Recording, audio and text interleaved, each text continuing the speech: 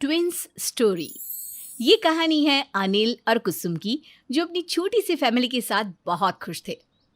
अनिल और कुसुम की शादी को 3 साल हो चुके थे और अब वो दोनों अपनी खुद की एक छोटी सी फैमिली बनाने की तैयारी में लगे थे। अनिल, अब हमें भी अपनी फैमिली बना लेनी चाहिए।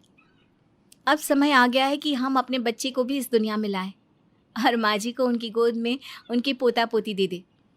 वैसे भी अब तो सब मुझे पूछते रहते हैं। अरे मैं काम मना कर रहा हूँ। वैसे भी अब मैं बाप बनने के लिए पूरी तरह से तैयार हूँ।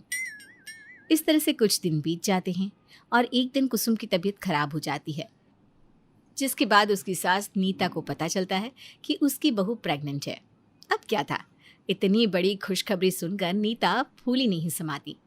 ये खुशखबरी वो सभी को सुनाती है और अपनी बहू से कहती है, बहू, आज तो तूने मुझे दुनिया की सारी खुशियाँ दे दी, जिसका इंतज़ार मैं पिछले 3 साल से कर रही थी। बहुत जल्द हमारे घर भी नन्हा मेहमान आएगा। आप सही कह रही हो माँ जी। इसलिए अब आप अपनी कमर कस लीजिए, क्योंकि बहुत जल्द आपकी पोता पोती आपको परेशान करने वाले हैं। बहू, मैं तो चाहती हूँ कि जल्द से जल्द इस दुनिया में मेरे पोता पोती आए और मुझे बहुत परेशान करे। सच कहूँ तो मुझसे तो इंतज़ार ही नहीं हो रहा। भगवान, जल्दी से वो दिन आए जब मेरी गोद में मेरे पोता पोती हो। इस तरह से नीता कुसुम का बहुत ख्याल रखती है और देखते ही देखते नीता को 8वां महीना लग जाता है। ऐसे ही एक रात अनिल ऑफिस से थका हारा घर आता है और तभी कुसुम को एहसास होता है जैसे उसके पेट में बच्चा हलचल कर रहा है। अनिल जी, जल्दी आइए, देखिए तो हमारा बच्चा लात मार रहा है। अनिल जी, ये जिस तरह से लात मार रहा है ना, मुझे लग रहा है कि हमें लड़का ही होगा। नहीं कुसुम, देख लेना, हमें पहली लड़की ही होगी। मुझे तो मेरे घर के लिए लक्ष्मी ही चाहिए। अनिल जी, मैं कह रही हूँ ना, लड़का होगा। इस तरह से अनिल और कुसुम के बीच में एक प्यारी सी नोकझोंक हो जाती है और अनिल की सारी थकान खत्म हो जाती है। समय यूं ही बीतता है और बहुत जल्द डिलीवरी का समय आ जाता है। अनिल जी, मुझे लग रहा है बच्चे का आने का समय हो गया है। पर देखिए तो, आज मैं कितनी गंदी लग रही हूँ। मैंने मेकअप भी नहीं किया। ऐसे में मैं अपने बच्चे को इस दुनिया में कैसे लाऊंगी? कुसुम, तुम इस समय सिर्फ अपना और अपने होने वाले बच्चे का ध्यान रखो। बच्चा जब इस दुनिया में आ जाएगा तब तुम मेकअप कर लेना बस। अब अनिल अपनी माँ के साथ कुसुम को हॉस्पिटल ले जाता है और अपने बच्चे के आने का इंतज़ार करने लगता है। कुछ देर बाद डॉक्टर 2 बच्चों के साथ बाहर आते हैं और अनिल को बधाई देते हुए कहते हैं, मुबारक हो अनिल जी, आपको जुड़वा बच्चे हुए हैं, एक लड़का और एक लड़की। क्या?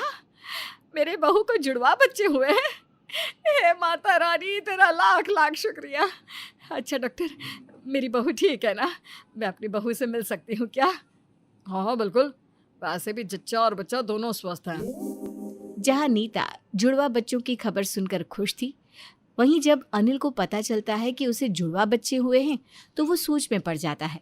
अब ऐसे ही कुछ दिन बीत जाते हैं। कुसुम अपने दोनों बच्चों के साथ घर आती है।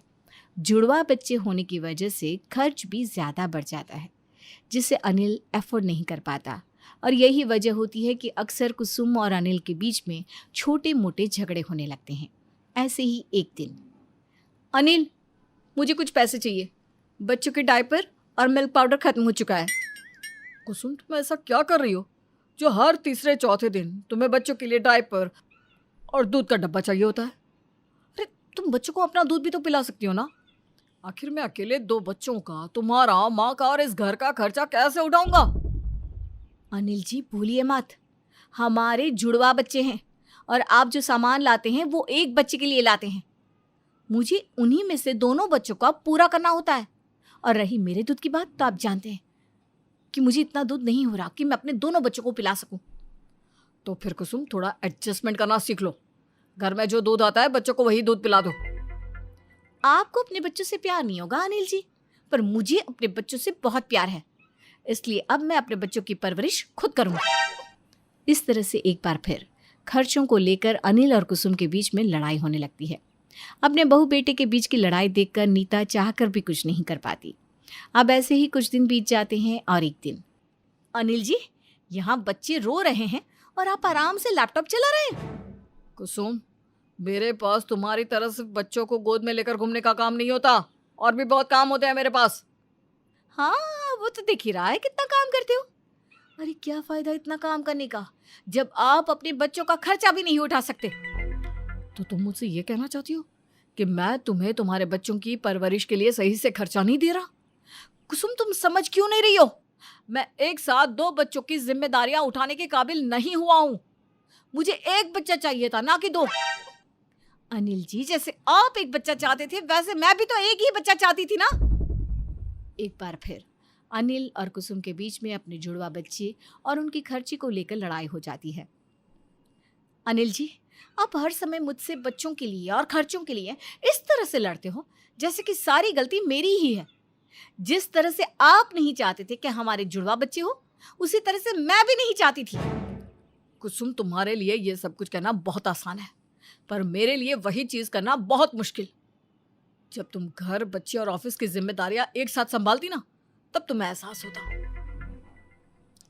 अगर तुमसे हमारे बच्चों की परवरिश नहीं हो रही ना, तो ठीक है, मैं अपने मायके चली जाती हूँ। आपकी सारी प्रॉब्लम खत्म हो जाएगी। इस तरह से कुसुम अपना सामान पैक कर लेती है और अपने मायके जाने के लिए तैयार हो जाती है। अपनी बहू को मायके जाता देख नीता अपने बेटे बहू से कहती है, बच्चों के आने के बाद पति पत्नी के बीच की दूरियां खत्म होती है, पर तुम दोनों की तो बढ़ती ही जा रही है। बेटा, बच्चे भगवान का आशीर्वाद होता है। तुम्हारी हालत अब भी बहुत अच्छी है। अगर तुम दोनों साथ हो जाओ तो तुम्हारी सारी परेशानी खत्म हो जाएगी। एक बार उन लोगों को देखो जिनकी औलाद नहीं है, एक बार उनको देखो जिनके पास खाने के लिए रोटी नहीं है, पर फिर भी अपने बच्चों की परवरिश कर रहे हैं। तुम दोनों थोड़ा एडजस्ट करो और खुद को मौका दो। देखो, सब ठीक हो जाएगा।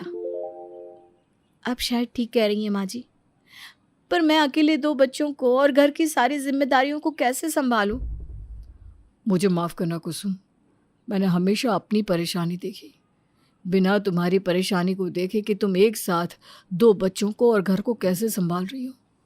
ऐसे में मुझे तुम्हारा साथ देना चाहिए था और मैं तुमसे ही लड़ता रहा, पर मैं अब अपने दोनों बच्चों की जिम्मेदारियां उठाऊंगा, इसलिए अब तुम्हें कहीं जाने की ज़रूरत नहीं है।